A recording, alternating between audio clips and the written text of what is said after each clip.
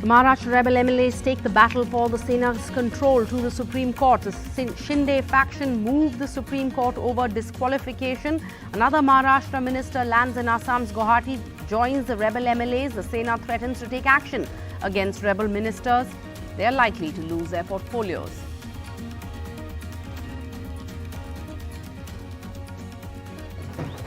In UP, the BJP wins in SP strongholds of Rampur and Azamgarh in the seats vacated by Akhilesh Yadav and Azam Khan. In Delhi, AAP's Durgesh Pathak wins from Rajinder Nagar. AAP loses Bhagwat Man's seat in Punjab. Now they are at 0 in the Lok Sabha. As the second largest city of Assam remains inundated, family members of flood victims are unable to even cremate or bury their family members. Most crematoriums in Silchar filled with flood water. A special report from Assam, where the death toll now stands at 126. And the emergency is a black spot on India's history and democracy, says Prime Minister Modi, addressing the Indian diaspora in Munich on the sidelines of the G7 summit.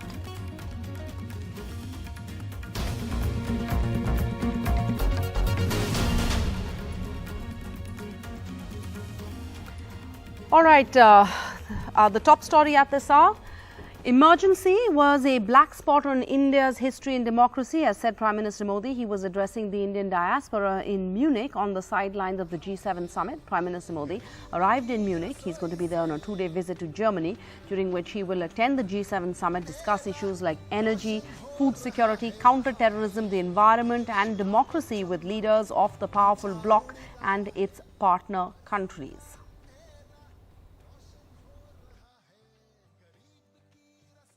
हमारा गौरव है जो democracy हर भारतीय के DNA में है। आज से 47 साल पहले इसी समय उस डेमोक्रेसी को बंधक बनाने, डेमोक्रेसी को कुचलने का प्रयास किया गया था। आपातकाल का कालखंड, इमरजेंसी, भारत के वाइब्रेंट डेमोक्रेटिक इतिहास में एक काले धब्बे की तरह है। All right, let's shift focus now to the G7. What's on the agenda? Well, Anita Powell joins us now from Austria. She's covering the G7 summit. She's the White House correspondent covering the G7 summit. She joins us. Anita, we have world leaders gathering, and on the agenda, the main issue is really rising costs, driven in part by the Russian invasion of Ukraine. That's going to be central to the agenda. Leaders hoping to work simultaneously to sustain pressure on Moscow. Behind that push really is the US President, Mr. Biden. What challenges is he likely to face in getting everyone to agree? Well, let's just remember, here in this part of the world, I'm in Austria, the leaders are meeting in Germany. Energy dependence on Russia is a bigger deal than it is for the United States. And the White House has said that they're very aware of that. It took considerable work, for example, to get Germany to suspend the Nord Stream 2 pipeline, which brings natural gas from Russia to Germany. And this is, as the U.S. says, something that needs to be done very carefully and in steps, because Europe is obviously much more dependent on Russian exports than the U.S. is. Related to that, as you mentioned, Prime Minister Modi is here in Munich. We haven't seen not in Munich. He's coming to the G7. We haven't seen hide nor hair of him, but that's because the leaders are meeting kind of behind me, over the mountains in a closed location. And the U.S. is in talks with India to talk about India's decision to buy products from Russia, and that is an ongoing discussion. Now, we asked the strategic communications chief of the National Security Council about this yesterday on Air Force One. We said, what can you tell us about these discussions between India and the United States about Russian oil? And he said, India is a sovereign nation that makes its own decision. We are having those discussions, but we respect that sovereign nations have to act in their own interests, basically. And secondly, let me just ask you, Neeta, how does the fact that Mr. Biden, President Biden has just left at a time we've heard that huge fallout from Friday's ruling, controversially or fundamentally altering abortion rights for women in the U.S. How does that play out, or does it affect him standing at this international forum? That's a great question, and I do expect that the leaders will be talking about it behind closed doors, much like some of these leaders, like Justin Trudeau, the leader of Canada, and also the French president, tweeted about this and said that they are very disappointed in this ruling, which, by the way, just to clarify this for your audience, what it does is it gives states in the United States the right to make that decision about whether their states will offer abortion. It doesn't end abortion nationally in the United States. It just gives it to the states to decide. It puts it in their hands.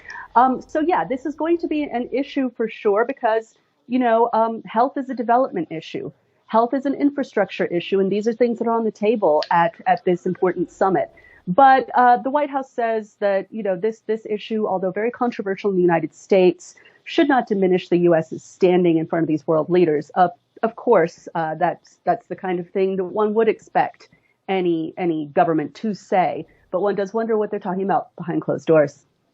Right, thank you. VOA White House correspondent Anita Powell telling us what to expect from this G7 summit. Thank you for your time.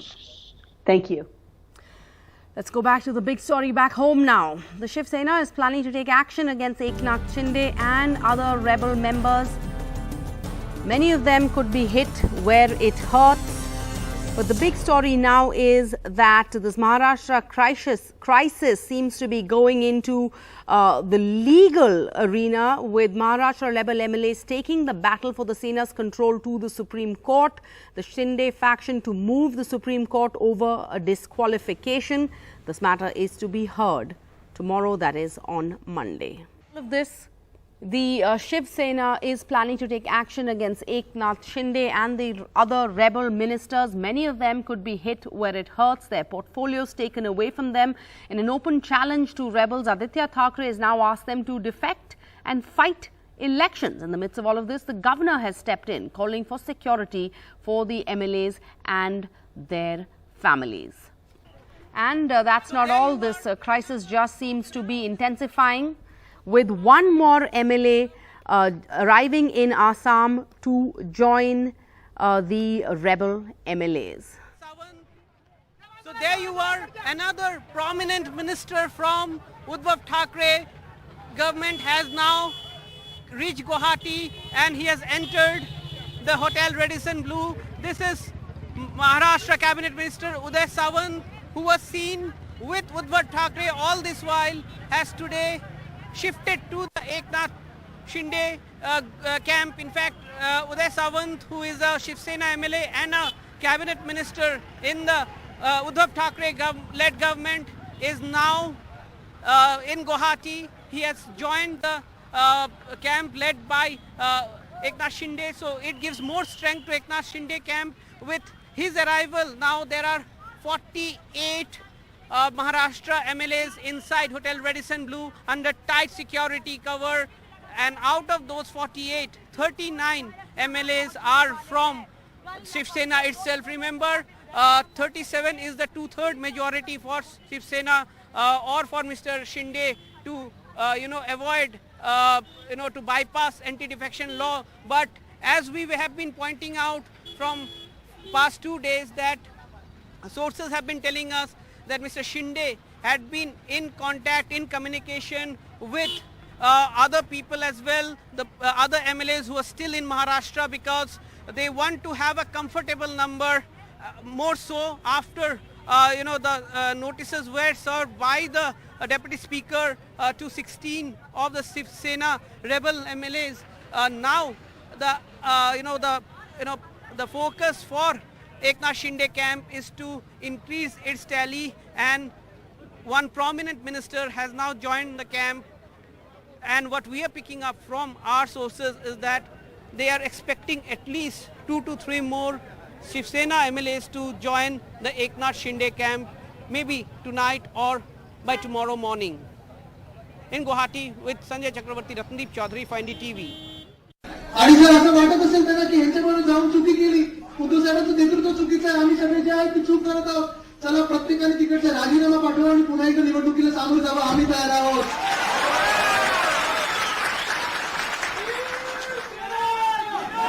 मला माहितीये की या रडा लागण्याची इथे उभे आहेत, प्रचाराला बाहेर पडू देणार नाहीत त्यांना या महाराष्ट्रामध्ये. And the bypoll results of 3 Lok Sabha and 7 assembly seats across 5 states in Delhi were out today, making all the headlines. First was UP, where the BJP won big. It won in the SP strongholds of Rampur and Azamgarh. The SP lost the seats vacated by Akhilesh Yadav and Azam Khan. That was in UP's Rampur. The BJP candidate Ghanshyam Lodhi won with a margin of over 40,000 votes. In Azamgarh too, the BJP candidate Dinesh Lal Yadav won over Dharmendra Yadav of the Samajwadi Party. These bypolls were necessitated due to the resignations of the Samajwadi Party chief Akhilesh Yadav and party leader Azam Khan from Azamgarh and Rampur respectively.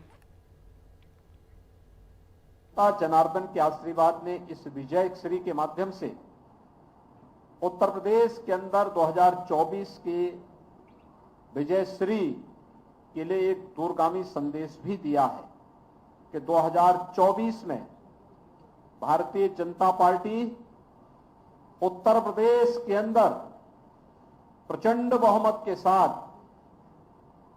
Uttar Pradesh के अंदर 80 लोकसभा सीटों में से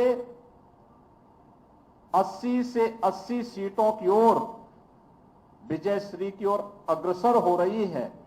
यह आज की विजय ने यह संदेश बहुत स्पष्ट रूप से सभी के सामने प्रस्तुत किया है. The BJP's big wins in the Azamgarh and Rampur Lok Sabha bypolls in UP are a massive setback to the Samajwadi Party and its tallest leaders, Party Chief and ex-Chief Minister Akhilesh Yadav, who vacated Azamgarh, and the party's tallest Muslim leader Azam Khan, who vacated Rampur. The losses for the Samajwadi Party mean the party is left with just 3 Lok Sabha seats. Uttar Pradesh के अंदर 80 लोकसभा सीटों में से 80 सीटों की ओर विजय श्री की ओर अग्रसर हो रही है. यह आज की विजय ने यह संदेश बहुत स्पष्ट रूप से सभी के सामने प्रस्तुत किया है. In Azamgarh, where Akhilesh Yadav won with an almost 3 lakh vote margin in 2019, his then opponent, Bhojpuri superstar Niraua, pulled off a close victory against Akhilesh's cousin and former MP Dharmendra Yadav. आखिरी ball तक कह सकते हैं कि match चला है, लेकिन जनता ने चुना कि कमल खिलाएंगे और आजमगढ़ के विकास के साथ जाएंगे. So the question is, how did the Samajwadi Party manage to lose in an area that is clearly their stronghold? 2 factors it seems. Number one, their party chief Akhilesh Yadav, who held this seat, did not campaign here even once, nor in Rampur, and that seems to have affected the party's chances. The other factor being Mayawati's Bahujan Samaj Party, who put up a very strong candidate who polled over 2.5 lakh votes on this seat and clearly appears to have made a dent in the Samajwadi Party's Muslim vote bank, which is in sizable numbers on the Azamgarh seat. Has your performance contributed to the Samajwadi Party's loss here? No. I was fighting for my own win. I was not supporting it. You see, I am not a dummy candidate. यही तो आप लोगों की मिथ्या है ना. यही media भाई फैलाते हैं. ये आप लोगों की मेहरबानी है. शाह आलम से ज्यादा इस जमीन पर कोई स्ट्रांग आज भी नहीं है. वो कैंपेन करते तो ज्यादा फर्क नहीं पड़ता Akhilesh ji.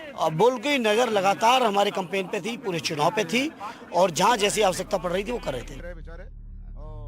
In Rampur, the BJP's Ghanshyam Lodhi, an ex-Azam Khan aide, won by a big margin against Asim Raja, Mr. Khan's closest aide in Rampur currently. This despite a free hand by Akhilesh Yadav to Mr. Khan on the seat, after earlier reports of Azam and Muslims in West UP being upset with Akhilesh Yadav for not supporting Mr. Khan enough during his 2 recent years in jail. जो सिरे जाता है हमारे कार्यकर्ताओं को और party के नेताओं को, शीर्ष नेताओं को जाता है. जनता ने देखा, मैं उनके बीच का हूं, उनके अपने परिवार का हूं, उनके साथी रहा हूं, और मेरे व्यक्तिगत हिंदू मुस्लिम में सबसे व्यक्तिगत संबंध रहे, उसका लाभ मुझे मिला है. वोटों के हक पर डागर डाल लिया गया सारे समाजवादी समर्थक क्षेत्रों में. पुलिस ने बूथ कैप्चरिंग की थी. So what next for the Samajwadi Party? A proper political post-mortem perhaps on just how they came to lose seats held by their most high-profile leaders. With Saurabh Shukla in Rampur, camera person Rajesh Gupta and Ravi Prakash in Azamgarh, this is Alok Pandey, NDTV. And it was a bittersweet day for the AAP while they won in Delhi, in Delhi's Rajendra Nagar bypoll by over 11,000 votes. A seat that was thrown up in the wake of the AAP leader Raghav Chadha leaving the seat after being elected to the Rajya Sabha. The Aam Aadmi Party faced a huge defeat in the Punjab by-elections, with the Shiromani Akali Dal Amritsar candidate Simranjeet Singh Mann defeating the ruling party's candidate on a Lok Sabha seat held by the Chief Minister Bhagwat Mann. With this, the AAP will have no MP in the lower house of parliament. A big political upset for AAP in Punjab just months after party's landslide win in assembly polls. AAP lost Sangrur bypoll to Shiromani Akali Dal Amritsar chief Simranjeet Singh Mann, a seat won by CM Bhagwant Mann in 2014 and 2019 amid Modi wave. बड़े chair बाद श्रोमणी अकाली दल ਅੰਮ੍ਰਿਤਸਰ ਦੀ ਬਹੁਤ ਤਕੜੀ ਜਿੱਤ ਹੋਈ ਹੈ ਤੇ ਸੰਗਰੂਰ ਦੇ election ਦੇ ਵਿੱਚ ਅਸੀਂ ਆਲ ਇੰਡੀਆ ਪਾਰਟੀਆਂ ਕਾਂਗਰਸ ਬੀਜੇਪੀ ਆਰਐਸਐਸ ਆਮ ਪਾਰਟੀ ਤੇ ਬਾਦਲ ਦਲੀਆਂ ਦਾ ਲੱਕ ਤੋੜ ਕੇ ਰੱਖਤਾ ਹੈ. The former IPS officer who had resigned in protest against Operation Blue Star in 1984 had not won a single election since 1999 when he had wrested the Sangrur parliamentary seat. Probable reasons for Mann's surprising victory are inaccessibility of local legislators of AAP. Slain singer Sidhu Moosewala had supported Mann before the polls, and Moosewala's supporters blamed AAP for withdrawing his security. Mann gained prominence after being runner-up in Amargarh assembly seat in assembly polls. Weak candidate by AAP, a little-known Sarpanch Gurmail Singh was fielded by the party. AAP leaders say that the party is still new in office, and once the government starts delivering on its promises, then even the voters will show their confidence. हमारा मानना है कि जब पंजाब की सरकार के काम शुरू होंगे, जमीन पे वो काम आने वाले 6 महीने में दिखने लगेंगे, तो जनता हमें आशीर्वाद देगी. मुख्यमंत्री भगवंत मान का करिश्मा हो और हमारे एक दूसरे साधारण कार्यकर्ता हो, तो उसके अंदर तो फ़र्क रहता है. मान साहब की पॉपुलैरिटी के साथ हम किसी को कंपेयर नहीं कर सकते, मगर इतना ज़रूर है कि ये जो चूक हुई है ये ना होती तो अच्छा था. The entry of Simranjeet Singh Mann into the parliament proves that despite the decline of Badal's led Akali Dal, there is still some space for Panthik politics in Punjab. But it was firecrackers for AAP in Delhi, which continued its winning streak in Delhi today with its candidate Durgesh Pathak winning West Delhi's Rajendra Nagar bypoll with a margin of over 11,000 votes against BJP candidate Rajesh Bhatia. The seat fell vacant after Aam Aadmi Party MLA Raghav Chadha resigned and got elected to the Rajya Sabha from Punjab. मैं सबसे पहले अरविंद केजरीवाल जी का धन्यवाद दूंगा. ये जीत उनकी जीत है, उनके द्वारा कराए गए कामों की जीत है. आम आदमी पार्टी के सभी कार्यकर्ताओं को धन्यवाद दूंगा. देखिए, अब तो मैं सबके दिलों में बसता हूँ. अब तो मुझसे ज्यादा स्थानिक तो कोई है ही नहीं. अब तो मैं लोगों के दिलों में बसता हूँ. लोगों के दिलों में मैंने घर बना लिया. AAP holds majority in the assembly with 62 out of 70 seats. So the power structure of Delhi will remain unaffected by the bypoll results. But the bypolls are key to assessing the public mood ahead of the municipal elections that are likely to take place next year. With Mohammad Ghazali in Punjab and camera person Mohammad Mursalan in New Delhi, this is Sukirti Dwivedi for NDTV. And a quick wrap from Tripura, where the Chief Minister and the BJP's candidate Dr. Manik Saha won from the town Burdwali. It was a crucial victory for the Chief Minister's future, and he secured his seat with a win of a margin of over 6,100 votes. The Congress heavyweight Sudeep Roy Barman defeated Ashok Sena of the BJP in the Agartala constituency. And India has reported 15,940 new cases of COVID-19 on Friday. That's what the Health Ministry has announced. With this, India's active caseload stands at 91,000. That's a rate of 0.21%, which was 88,284 at the rate of 0.20% a day before. 1,472 people have tested positive in Tamil Nadu, and the government has now decided to fine those who violate COVID norms. So it's going to be 200 rupees for not wearing a mask that doesn't cover your mouth and nose, and 500 for violating social distancing norms and spitting in public places if you live in Tamil Nadu.